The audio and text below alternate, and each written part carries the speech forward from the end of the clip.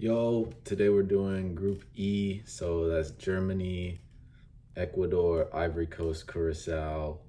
I'm excited to talk about it. It's an underrated group, and if you haven't, like the video, subscribe to the channel.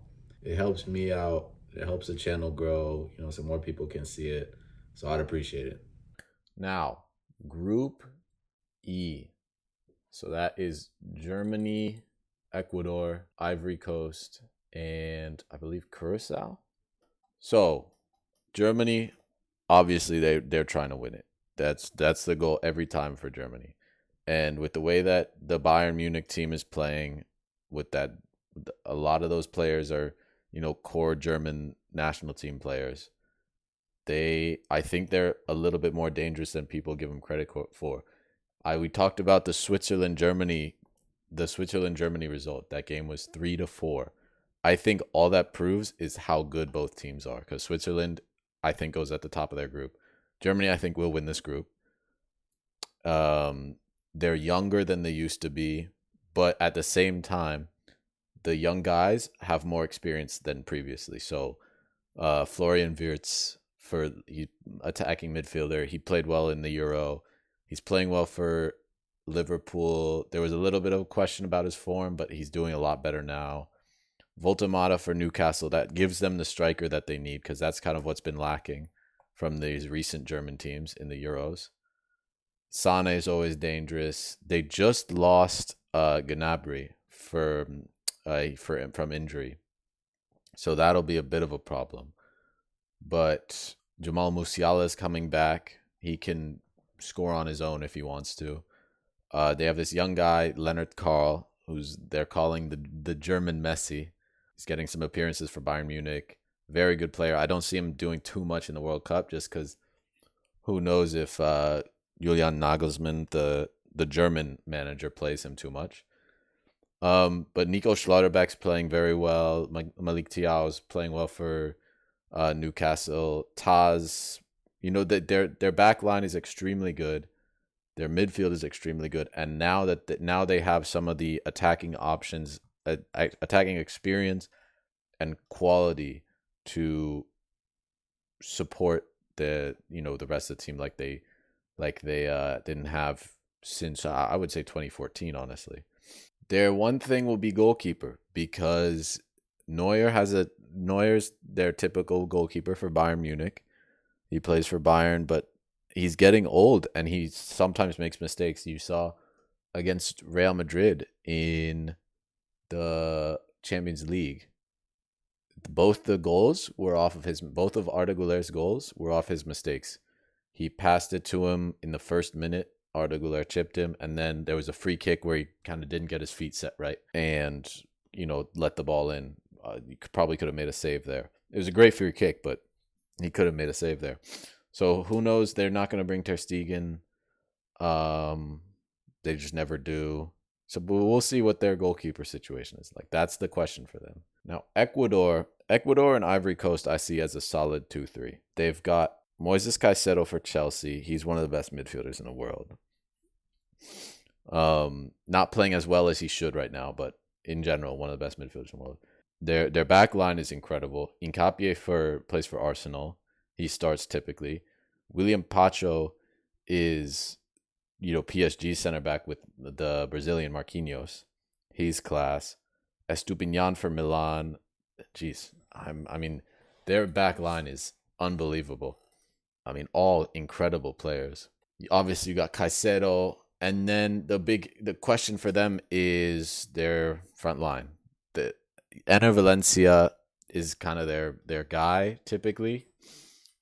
I think he's Ecuador's leading scorer, but he's old. He's 36, and he's not playing the club football at the level that you would want your starting striker to at the World Cup.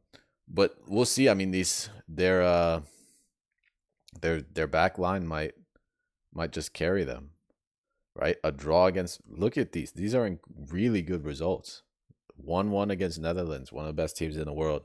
1-1 against Morocco, one of the best teams in the world. If we look at 2025, 1-1 against the United States. Again, look, it's kind of what I just said. Wow, that is incredible. A win against Argentina. That's big. But it's like I said, their back line is very good, which is why you see a lot of low scoring draws. But their problem is the goals. Can they score? So they're gonna need to figure that out. And in the World Cup, it doesn't come easy. Like these friendlies, I'm not gonna say they're not trying, but the defense, as in any sport, rises to the intensity of the occasion. So NBA, you see playoff defense is better. World Cup, the defense just individually gets better. Obviously, individually, the attacking gets better too because players are kind of, on a different, they're just the best players in the world, but it's going to be tough for them to score. So I could see them drawing a couple games and winning one. That's what I think would happen. I think they'll draw Ivory Coast. I think they'll draw Germany. And I think they beat Curaçao. But let me talk about Ivory Coast because this is another extremely underrated team. I mean, look, the rankings have them at 34 and Ecuador at 23rd. They're not getting results of 23 and 34 ranked teams. Ivory Coast, look, they've got Diomande, who plays for Sporting, Indico plays for Roma, Singo plays for Galatasaray. All of their back line, or almost all of their back line, plays for top clubs in top leagues. Midfield is a little bit less strong, but Frank Kessie played in the Premier League, or excuse me, played in Serie A. Sangare plays in the Premier League. Fofana plays for Porto. These are top club in Portugal. Good attackers. I think they might need a striker. That's going to be an issue for them. But Amad Diallo, they call him the Ivorian. I said Leonard Kohl was the German Messi. They call him the Ivorian Messi. He plays for Manchester United. He's a great player. Nicola Pepe, he's reaching up there in years, but he's good too. Traore is a top player. They're not as strong defensively as Ecuador, but attacking wise, they definitely have a better team. And Curaçao's a little tough. They're not the strongest. I don't know too many players. Tahith Chong used to play for Manchester United, so I think he'll probably be their best player. And then if we look at their results, they're not really, losing to China's bad. You don't want to be seen doing that. I don't think they get many points here. They did beat Haiti, which I'm not happy about. I mean, 1-1 against Canada. See, the thing is most of their very good results are earlier in 2025. So I don't know if kind of the magic has left them. Beating Bermuda 7-0, that's not really that impressive. Jamaica, a draw, they're just not, it's not like Haiti where they have the players to kind of make up for it. Their results aren't that strong. If we look at Ivory Coast results, they're beating very good teams. 4-0 against South Korea. That's a great result. 1-0 against Scotland. They lost to Egypt in the Africa Cup of Nations.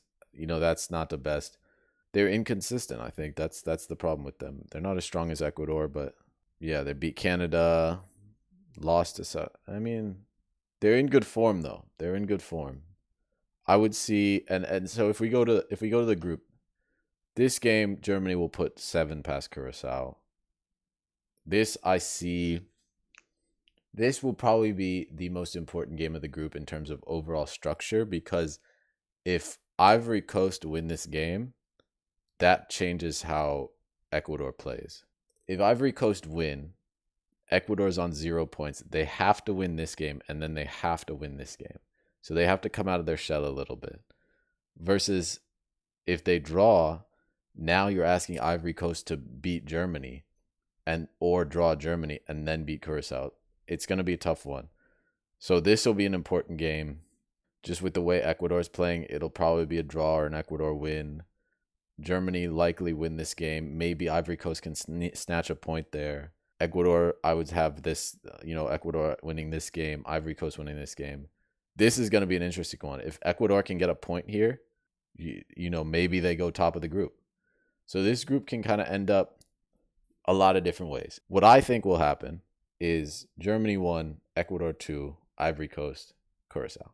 I think Ecuador end up with like 5 points. Ivory Coast end up with 4 points, maybe 3, and Curaçao gets 0.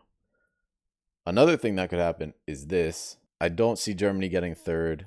If Ecuador can stay strong defensively against Germany and then get the goals against the other teams, there's a shot. But I think what's more likely is Germany get 1, Ecuador 2, Ivory Coast 3, Curaçao 4. And I like that group. I think it's an interesting group. If we look at, I mean, it's taking shape. I'm gonna be doing a video on the full bracket. You know, once I picked all the groups, we've got 7 more. But it's taking shape. And if we let's look at some of these potential games.